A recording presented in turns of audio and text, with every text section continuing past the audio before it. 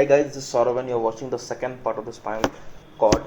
So guys, if you haven't watched the first part in which I had explained the white matter and the grey matter and the some features of the spinal cord, so guys go and watch that part first because that part will help you in understanding this video. So guys, start second part. So in this video, we're gonna see the tracts of the spinal cord. We have two types of tract, ascending tract and descending tract. So what does this ascending tract carry and what does this descending tract carry? So ascending tract carry the afferent information, that is the sensory, but descending tract carry the efferent, that is the motor.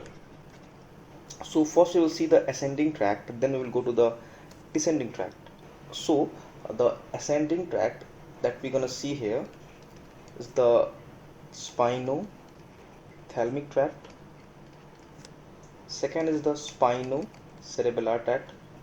Third is the medial lemnisci, or you can say the fasciculus tract, and we will see spinotectal tract, and we will see spinoolivary tract. So guys, you can notice that the first word spino in almost all the tract. So it shows that we name the tract in a way that the first name should be from where it is originating, and the second name like thalamic, cerebellar, or you can say the tecto or the olivary, these are the name where the tract is ending. So first we will see the spinothalamic tract in detail. To understand the tract, you have to know three things, that is what is first order neuron, what is second order neuron, and what is third order neuron, because the ascending information or the sensory information goes in the form of these three neurons. Suppose this is your skin and this is a neuron that is carrying the information from the skin to the spinal cord. This is spinal cord. This neuron will end in the spinal cord, and after its ending another neuron will start from here. It will go to the thalamus mostly. This is thalamus mostly, not every time but mostly thalamus. From thalamus another neuron will start and will go till the cerebrum. So what you can see, this neuron just starts from the thalamus and goes to the cerebrum is the third order neuron, and the neuron which start from the spinal cord and end at the thalamus is the second order neuron, and the neuron that starts from the receptor and ends at the spinal cord is the first order neuron. So let's come back to our topic, that was the spinothalamic tract. First I will draw a rough diagram to show you from where the first order neuron is coming and where the second order, and all this thing I will show you through the rough diagram. Then you will see the tract in the real diagram that you can see in the screen. Okay, so spinothalamic tract. So what does it function? What it carries? So before going to function, just know that spinothalamic tract has two divisions, anterior and the lateral. So anterior division carries the crude touch and pressure. Lateral division carries the pain and the temperature. Suppose this is your skin and someone has pricked your skin, you will feel pain. So this pain signal will be carried through the first order neuron to the spinal cord. This is spinal cord, this is your grey matter, sorry for the bad grey matter. This is the first order neuron, this is a dorsal root ganglia, and this neuron will go to the grey matter and synapse with the substantia gelatinosa. From here, the second order neuron will come and will decussate. Now the question comes, what is decussating? Changing a side is called decussating. It will change its side and it will go to the higher center, that is thalamus. So in the thalamus, the second order neuron end, and from the thalamus the third order neuron will start, and this third order neuron will end at the cerebrum. So so note that the thalamus is mostly ventral posterolateral. So the ventral posterolateral part of the thalamus get the second order neuron from the spinothalamic tract. Okay, so as I said, we have two division. This is the anterior division, and suppose we have one more. Suppose this is the posterior division. So these anterior and posterior division will run separately till pons. In the pons, these two division will get together and call as the spinal lemnisci. So lemnisci means the compact bundle of tract. So this the lemnisci mean. So now we'll see in the image. So guys, this is our first order neuron. It is carrying the information from the receptor. Here it makes the synapse with the substantia gelatinosa. Then it will decussate, it will go to the other side. This is your lateral spinothalamic tract and this is your anterior spinothalamic tract. These both tract will go separately. In pons, this is your pons. This both tract come together and call as the spinal lemnisci. After that, this tract will run in the midbrain. Then it will go to the thalamus. This is your thalamus, mostly ventral posterolateral part of thalamus. After that, after reaching the thalamus, it make the connection with another neuron, that is the third order neuron. It will go to the cerebral cortex, mostly the somatosensory area that is present in the parietal lobe. So guys, this was the spinothalamic tract. Now we will see the spinocerebellar tract. The question comes, what it carries, what is its function? So guys, please know that cerebellum, the small brain, its main function is to balance the body, okay, and maintain a muscle tone. You can imagine like that cerebellum is the place where all the information related to the position and the movement of your body is stored. So the name suggests spinocerebellar tract, and as the function of the cerebellum suggests that it will carry the sensory information about the position and the movement, that is the proprioception. So spinocerebellar tract carries the information about the position of the limb and the movement. So we have two divisions, that is the anterior and the posterior. So in this tract, focus the thing that where it decussate, or which tract decussate and which tract doesn't decussate. So the posterior tract doesn't decussate, the anterior tract decussate. Actually it has two types, the one will decussate and another will not decussate. So we'll see the exact pathway for the spinocerebellar tract. So guys, suppose this is your Golgi tendon organ. It carries the proprioception. So the nerve fibers will go in the spinal cord Just look at it. It will make the synapse.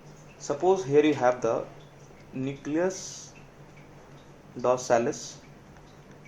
I had explained this in the gray matter, so you can go and watch that.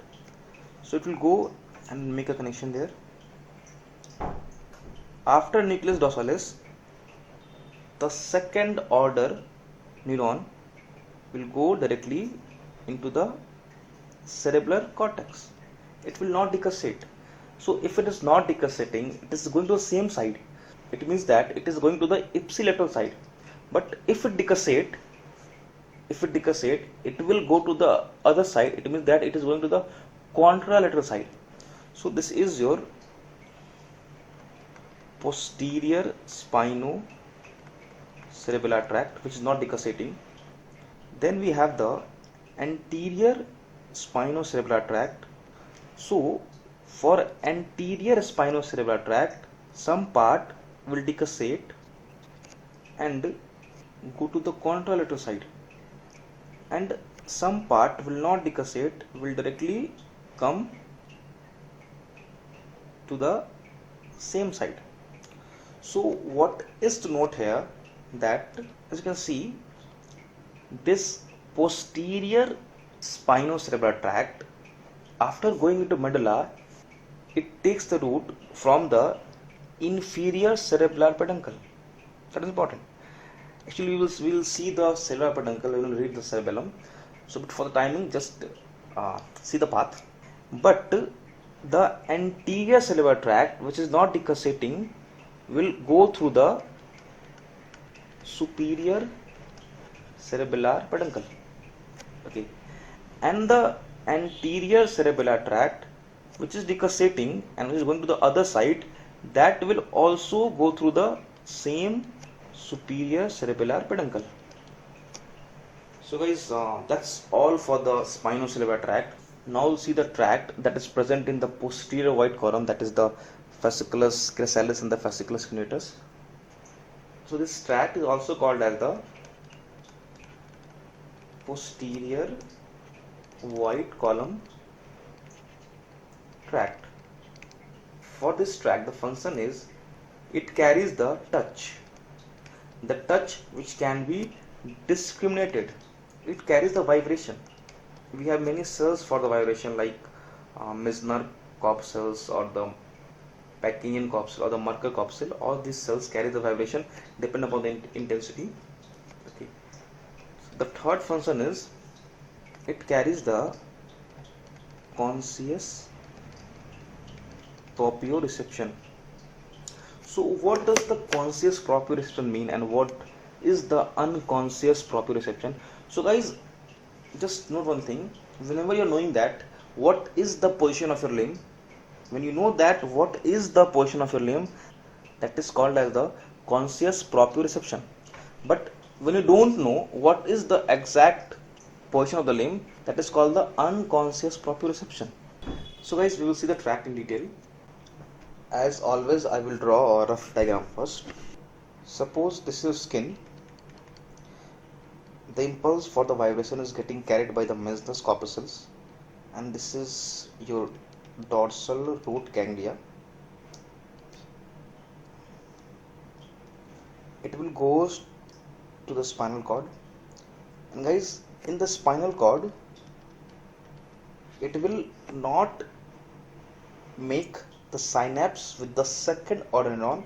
It will directly goes to the medulla. So the lateral tract is the fasciculus cuneatus and the medial tract is the fasciculus gracilis. So these two tracts will go in the medulla.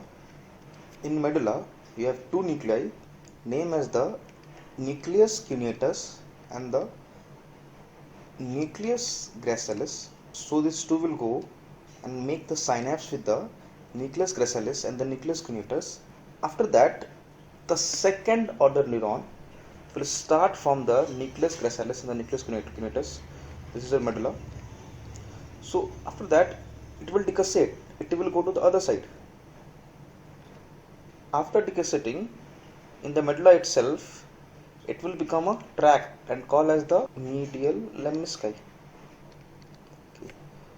So this medial lemnisci will run upward up to the thalamus. This is the thalamus, mostly the ventral posterolateral part. So in the thalamus, third order neuron will originate and it will go to the cerebrum. It is the brain. So this was a rough diagram. Now we'll see in the main diagram itself. So as you can see, the vibration impulse are carried. This is the black color one is your cuneatus, and the blue one I am drawing is your gracilis. So we will draw only one tract for the understanding. So this will go to the medulla. Here it will form the connection with the nucleus cuneatus and the nucleus gracilis. Then it will decussate. Okay. Then it will form the medial lemnisci. So guys, note one thing. I forgot to tell one thing. This is your nucleus cuneatus and nucleus gracilis. This tract will decussate and it will call as the medial lemnisci. So before the medial lemnisci and after the nucleus cuneatus and the nucleus gracilis, this tract is called, in between that, this is called the internal arcuate fibers. So here this is your internal arcuate fibers. Then it will descend through the medial lemnisci in the midbrain pons and it will go up to the thalamus. Okay.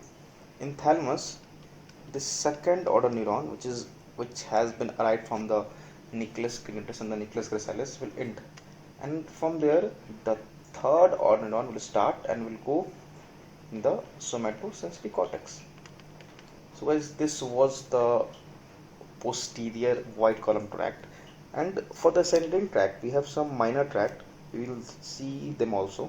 Guys, we will use this pic to explain some of the minor tract, that is the spinotectal tract and the spino-olivary tract. So the first tract is the spinotectal tract. So what does it function? Actually, tectum is a part of the midbrain.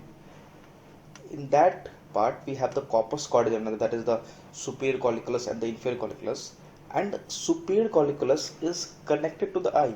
So this spinotectal tract gives the information for the spino-visual reflex.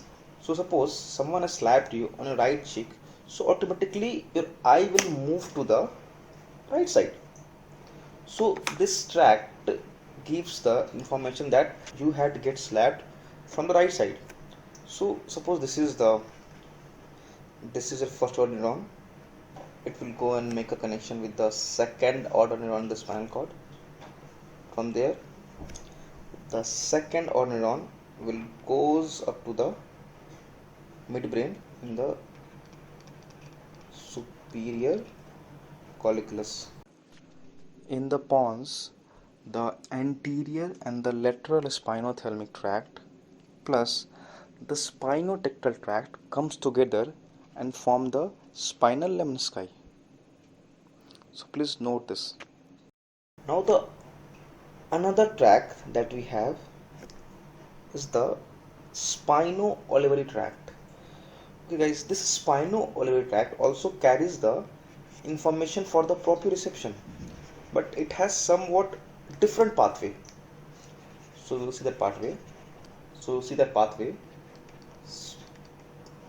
Spino-olivary tract. Suppose this is a muscle and this is the Golgi tendon cell.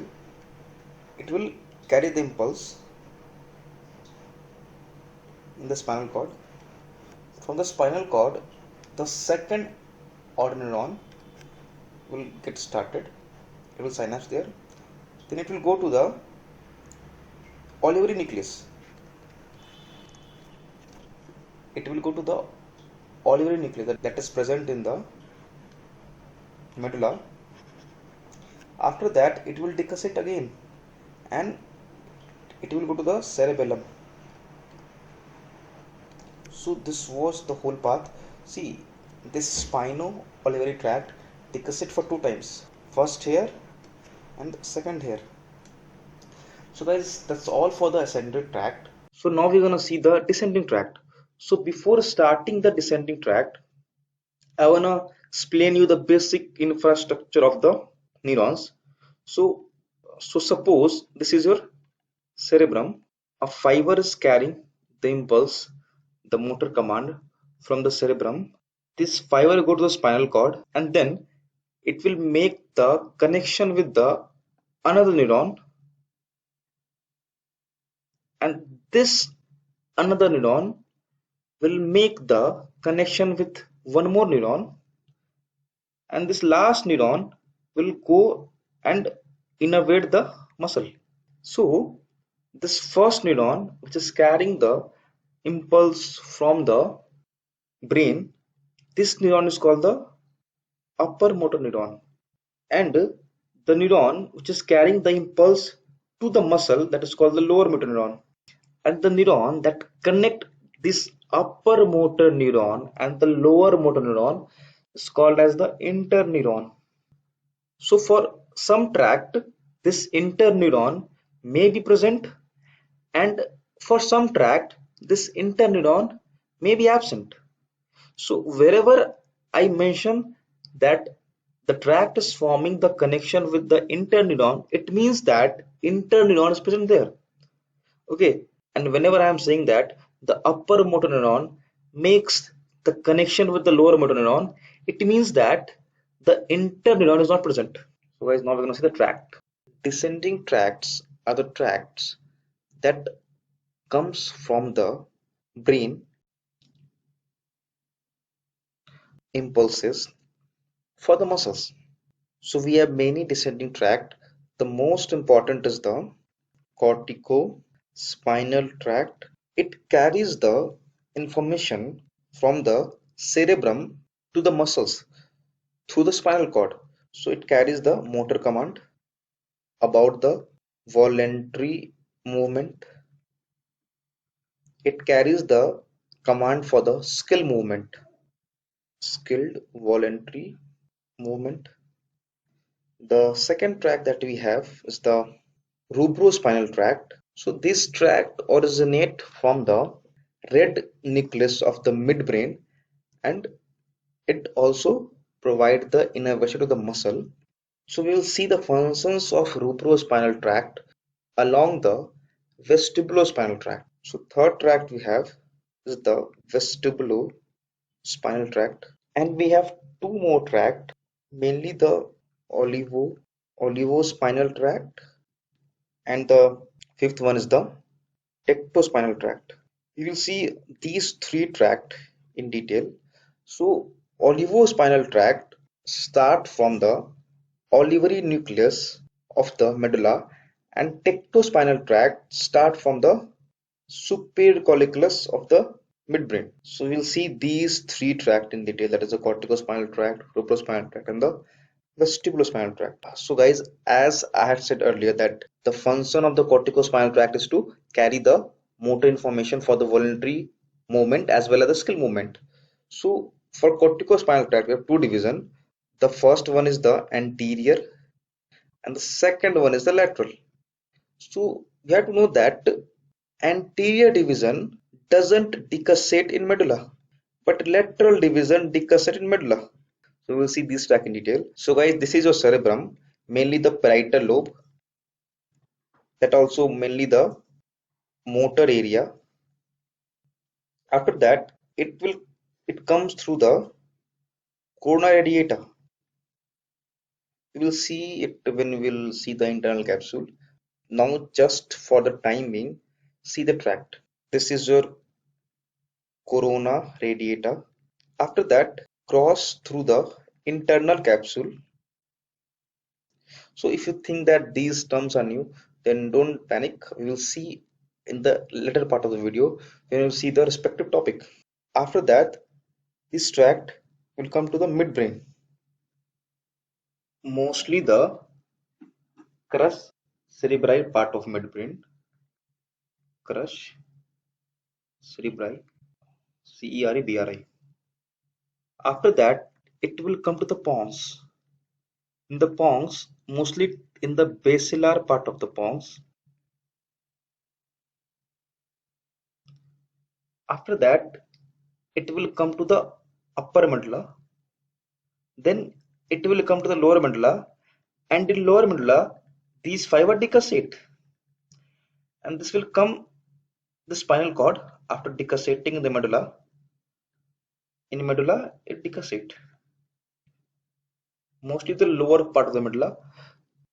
After decussating, it will end in the gray matter, mostly the ventrolateral nucleus of the spinal cord, and then it will make the connection with the interneuron. This is your interneuron.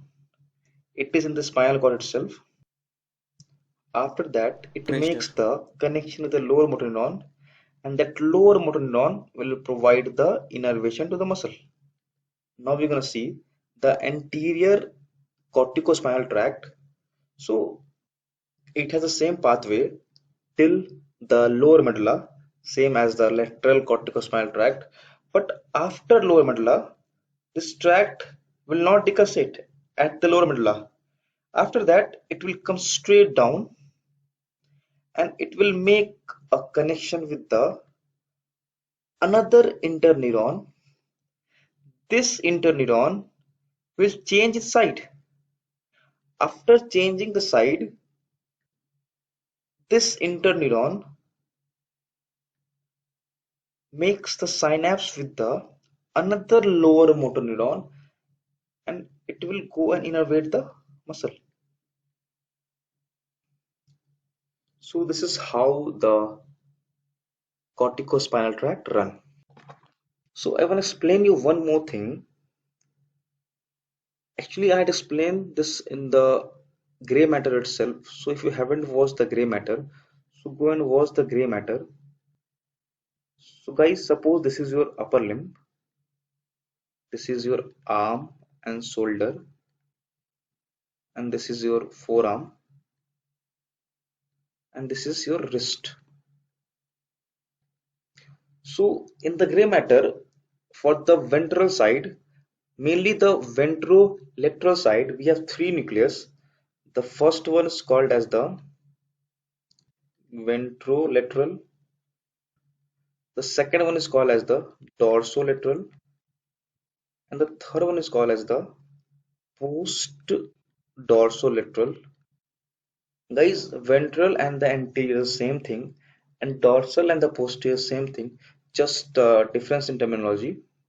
So guys, this is your arm region, this is your forearm, and this is your wrist. So when corticospinal tracts want to flex your forearm or do the movement in the forearm, so when the corticospinal tract will get the command for the movement of your arm, it will go and make the connection with the ventrolateral part of the gray matter, and it will and ventrolateral part will flex or extend the arm. And if your brain wants to flex your forearm, so it will gives the connection to the dorsolateral part of the gray matter, and it will go and innervate the forearm. So the same way, if your brain wants to move your wrist, then it will give the connection to the post dorsolateral part, and it will go and make the connection here. So guys, now we're gonna see about the rubrospinal tract and the vestibulospinal tract together. So this rubrospinal tract, it originates from the red nucleus that is present in the midbrain, and in the midbrain itself it will take a set and come down. It will provide the innervation to the muscle. So this rubrospinal tract get some fibers from the cerebellum, and this rubrospinal tract get some fibers from the cortex also. So after coming to the spinal cord, it makes the connection with the lower motor neuron and will innervate the muscle. So for the rubrospinal tract, we have the upper motor neuron and the lower motor neuron. So interneuron is absent. Now we're going to see about the vestibulospinal tract. After that, we will see the function combining the rubrospinal tract and the vestibulospinal tract. So this vestibulospinal tract originates in the pons. We have the vestibular